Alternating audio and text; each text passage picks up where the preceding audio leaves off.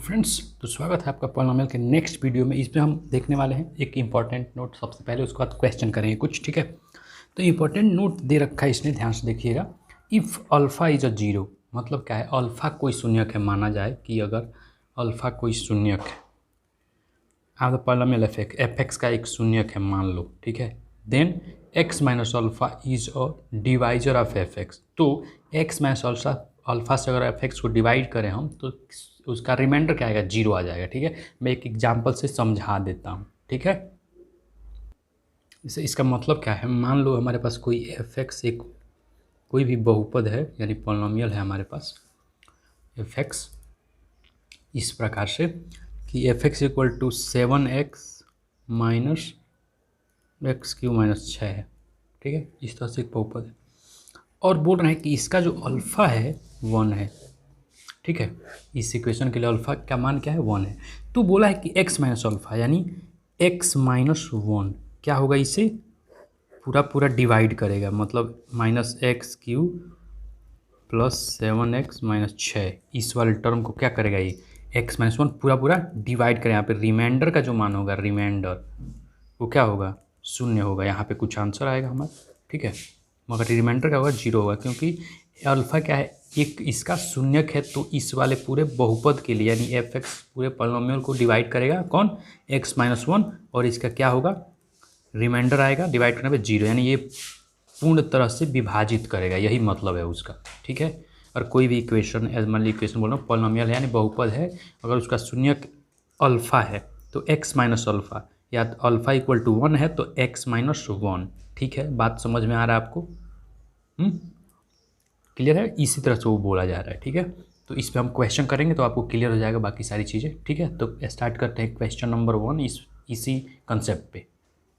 तो क्वेश्चन बड़ा ही इंटरेस्टिंग सा है, क्वेश्चन देखते हैं। Obtain all zeros of polynomial जो दे रखा है इसने, 3x power 4 minus 15x cube plus 13x square plus 25x minus 30। If two of इस जीरोज आर इतना और इतना, देन फाइंड द अदर, ठीक है। जो इसमें देखो 4 है तो 4 जीरो मिलेगा लगभग लगभग, ठीक है। इससे ज़्यादा नहीं मिलेगा, लगभग 4 मिल सकता है। हाईएस्ट पावर 4 है, इसके बारे में बता चुका हूँ मैं। तो इसमें 2 जीरो ये दे रखा है इसने। तो क्या तुम इसे बोल सकते हो कि इसके जो जीरोज हैं, ये और ये हैं, ठीक है।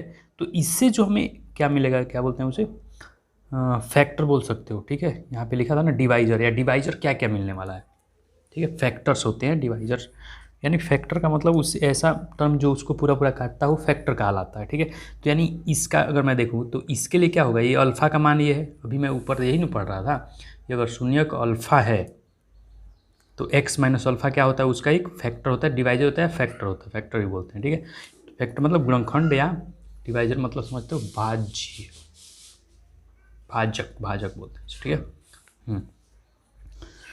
तो अब मैं एफ एक्स अगर मानूँ तो एफ एक्स के लिए टर्म कहाँ, यहाँ पे हमें क्या यूज करेंगे, एफ एक्स का मान क्या आ जाएगा, 3x का power 4 minus 15x cube plus 13x square plus 25x minus 30 हो जाएगा, यही होगा एफ एक्स का मान, ठीक है। अब इसमें अल्फ़ा का मान दो ठो दे रखा है, मान लो अल्फ़ा बीटा का, तो x minus alpha x minus beta, ये होगा ना। मान लो ये अल्फ़ा ये बीटा है, दो शून्यक हैं इसके, तो ये दोनों क्या होंगे, इसके फैक्टर होंगे। क्लियर है, बात समझ में आ रहा है, ठीक है।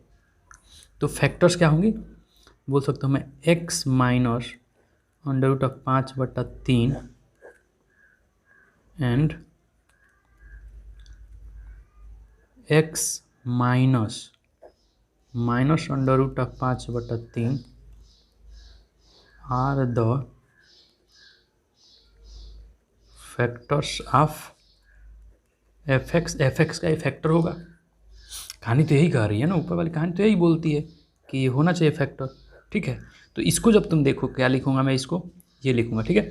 अब फैक्टर जो होता है, जैसे कोई भी टर्म जब टूटता है तो वो मल्टीप्लिकेशन के पार्ट में टूटता है। जैसे ठीक है, मैं एक समझा देता हूँ आपको, एक मिनट। जैसे मान लो मैं यहाँ पे लिख रहा हूँ 15, तो 15 को मैं अब जब तोड़ूंगा तो 3 इंटू 5 यानी 3 5 ये दोनों से कट रहा है, ठीक है। तो फैक्टर को मैं ऐसे भी तो 15 को लिख सकता हूँ इस रूप में भी, तो उसके 2 फैक्टर दे रखे हैं इसमें, क्वेश्चन में 2 फैक्टर दिया है, तो क्या मैं इस वाले टर्म को इसका मल्टीप्लिकेशन नहीं कर सकता, इस तरह से नहीं लिख सकता हूँ मैं कि इसके जो फैक्टर हैं तो क्या इसके मल्टीप्लिकेशन भी इसके फैक्टर होंगे, क्योंकि अगर देखो यहाँ पे 3 5 अगर इसके फैक्टर है तो 3 5 15, 15 भी तो इसको काटता है, तो गुणा करके भी तो लिख सकते हैं, तो इसको गुणा कर लेते हैं। तो therefore x minus under root of 5/3, यहाँ पे माइनस माइनस प्लस हो जाएगा, x plus under root of 5/3। अब देखो ध्यान से ये किस रूप में है बताओ, इसको मैं ये लिख सकता हूँ x square minus under root of 5/3 का होल स्क्वायर, बताओ लिख सकता हूँ नहीं, बताओ तुम यार। ए माइनस बी और A into A plus B equal to A square minus B square होता है, ये तो फार्मूला पता होगा, उसी फार्मूले का यूज कर रहे हैं हम, ठीक है। तो ये मैं क्या लिखूँगा, एक्स स्क्वायर माइनस 5/3 हो जाएगा। अगर इसको तुम ध्यान से देखो तो अगर मैं 3 एलसीएम लेता हूँ तो ये हो जाएगा 3x स्क्वायर माइनस 5, ये होगा। तो अब नीचे ये देखो 3 कॉमन है तो 3 से कोई मतलब होता नहीं है, ठीक है। हम अब क्या करें किससे, अब ये कौन फैक्टर इसका, ये भी तो फैक्टर है, अगर मैं कॉमन ले लूँ 1/3 को तो ये पूरा फैक्टर बनेगा ये एक्स के टर्म में, तो मैं ये बोल सकता हूँ कि therefore 3x square minus 5 is a factor of f x का एक फैक्टर है, ये बोल सकता हूँ क्या, क्लियर है बात। ये शून्य कैसे लिखने हैं, यहाँ पे फैक्टर कैसे लिखना है, उसका फैक्टर है, गुणा भी उसका फैक्टर ही होता है, ये ध्यान देना, ठीक है। तो ये भी उसका एक फैक्टर होगा, ठीक है। तो अब क्या करेंगे, इस फैक्टर को आया अगर मैं इससे इसमें भाग दूँ, इसमें डिवाइड करूँ तो ये फैक्टर है, तो इसको क्या करें, शून्य प्राप्त होगा रिमाइंडर में और कुछ आंसर मिलेगा, तो कुछ आंसर को फिर से मैं तोड़ दूँ तो सारे रूप नहीं निकल जाएंगे, निकल जाएंगे। चलते हैं उस प्रोसेस में, ठीक है। तो अब भाग करेंगे 3x स्क्वायर माइनस 5 से fx में भाग करेंगे, ठीक है, क्लियर है बात। यहाँ पे आया ना 3x स्क्वायर माइनस 5 से हमें fx में भाग देने वाले हैं, ठीक है। चलते हैं भाग के वाले प्रोसेस, तो पूरा टर्म को यहाँ पे हमने लिख रखा है, ठीक है, कि 3x स्क्वायर माइनस 5 से भाग देना है किसमें, 3x power 4 minus 15x cube plus 13x square plus 25x minus 30, इससे भाग, ठीक है। स्टार्ट करें यार, ओके। अब जरा बताओ यार, एक्स स्क्वायर यहाँ पे x पर 4 है तो एक्स स्क्वायर होना चाहिए, क्योंकि 3 3 तो है, तो एक्स स्क्वायर से गुणा होगा, बताओ 3x power 4 minus 5x square हो जाएगा। अब साइन चेंज होता है तो ये साइन प्लस बन जाएगा, ये माइनस हो जाता है, ये खत्म हो जाएगा, ये बताओ ये प्लस है, ये 15 के साथ आ रहा है, ये माइनस क्यूब में तो कोई टर्म है नहीं तो इसको लिखना पड़ेगा माइनस 15x क्यूब 13 5 प्लस 18, ये तो समझ पा रहे हो ना, प्लस में है टर्म ये, क्योंकि चिन्ह चेंज हुआ है तो प्लस हो गया है, प्लस 25x माइनस 30, ठीक है। पूरा लिख सकते हो एक साथ टर्म, कोई दिक्कत नहीं होने वाला है, नहीं लिखोगे तभी भी चलेगा, इतना भी लिख कर सकते हो, ठीक है। ये क्लियर है बात। अब देखो एक्स क्यूब में टर्म क्या है, यहाँ पे 3 है, एक्स स्क्वायर है, 3 5 15, 5 मैंने माइनस में चाहिए तो minus 3 5 5 x square x cube, तो एक्स हो जाएगा, क्लियर है बात, ये समझ में आ रहा है आपको, ओके। तो अब जरा करो minus 15x cube minus minus plus 5 5 25x, अब ये प्लस है तो माइनस हो जाएगा, ये प्लस हो जाएगा, तो ये ख़त्म हो जाएगा, ये माइनस है, ठीक है। अब ये उतारो जरा 18x स्क्वायर, ये 25x और ये माइनस 25, तो ये ख़त्म हो गया है, ठीक है। तो ये तो ख़त्म, यानी माइनस 30 खाली बचेगा। अब एक्स स्क्वायर तो है यहाँ पे एक्स 36, तो 6 से मल्टीप्लाई कर तो आ जाएगा आंसर 36, 18x स्क्वायर मैंने 6 5 30 और ये ख़त्म हो रहा है, ठीक है, ख़त्म होगा पूरा टर्म। यानी हमें अब क्या करना है, अब ये देखो यार ध्यान से, रिमाइंडर 0 है तो हम पढ़े हैं कि fx जो होता है, क्या होता है fx, qx into g x plus r x, यही होता है। तो fx जो है यहाँ पे fx दिया है, qx क्या दिया था, qx ये जो आया है x square minus 5x plus 6 और जी एक्स 3x स्क्वायर माइनस 5 और रिमाइंडर तो 0 है, तो इस रूप में भी तो तोड़ के लिख सकते हैं हम। अब इसका तो रूट हमें पता ही है, पीछे दे रखा है, तो इसको थोड़ी निकालेंगे, अब हम इसका निकालेंगे, ठीक है। Therefore x square minus 5x plus 6 बराबर 0, इसका रूट निकाल रहे हैं, ठीक है। बराबर 0 से कोई मतलब है नहीं कि रिमाइंडर 0 है, तो इसको fx को मैं इस दो टर्म के प्रोडक्ट के रूप में लिख सकता हूँ ना।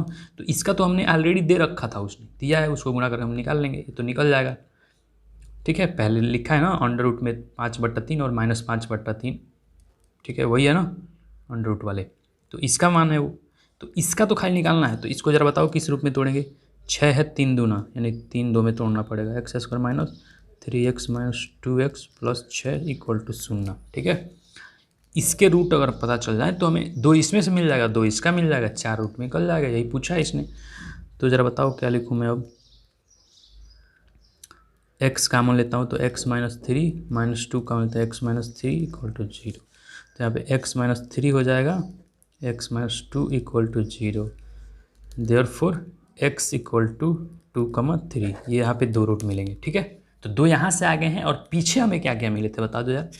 पीछे हमें 2 रूट मिले थे, तो क्या मैं ये बोल सकता हूँ देयरफॉर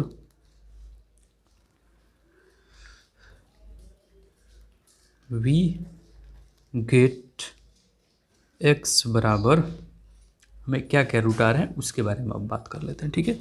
देयरफॉर गेट x बराबर